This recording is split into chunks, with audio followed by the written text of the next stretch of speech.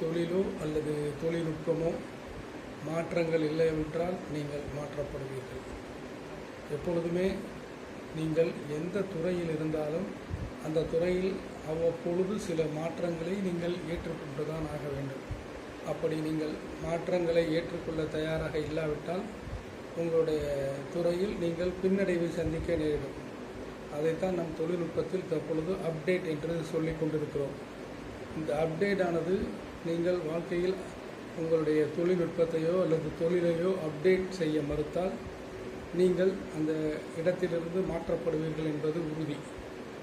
எப்பொழுதுமே எந்த துறையில் இருந்தாலும் அந்த துறையில் ஒரு மாற்றம் வேண்டும். இந்த மாற்றத்தை ஏற்றுக்கொள்ள தவறியதால் ஏற்பட்ட சிறு விபரீதங்களை நாம் இந்த வீடியோவில் பார்ப்போம். அதற்கு முன்னால் என்னுடைய இந்த சேனலை சப்ஸ்கிரைப் செய்யாத நண்பர்கள் தயவுசெய்து சப்ஸ்கிரைப் செய்து ஆதரவு தரும்படி கேட்டுக்கொள்கிறேன். கீழே உள்ள அந்த பெல் பட்டனையும் அழுத்தி என்னுடைய சேனலுக்கு தொடர்ச்சியாக ஆதரவு அளிக்கும்படி கேட்டுக்கொள்கிறேன்.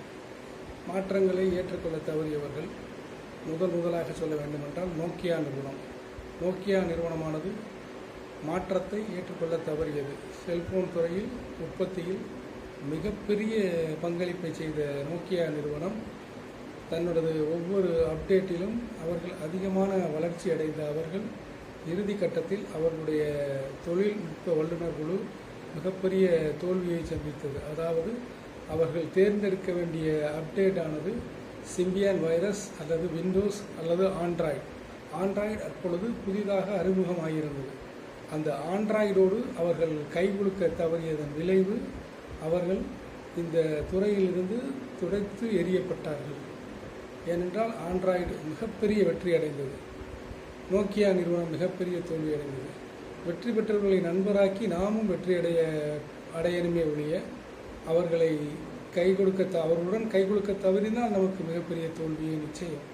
அதே போன்று இன்னொரு நிறுவனமான கோடாக் தன்னுடைய தொழில்நுட்பத்தில் அவர்கள் தொடர்ச்சியாக ஃபிலிம் மேக்கிங் கேமராவையே அதிகமாக தயாரித்து கொண்டிருந்தார்கள். டிஜிட்டல் யுகமாக மாறிய பொழுது அவர்கள் டிஜிட்டல் கேமராவை தயாரிக்க தவறினார்கள்.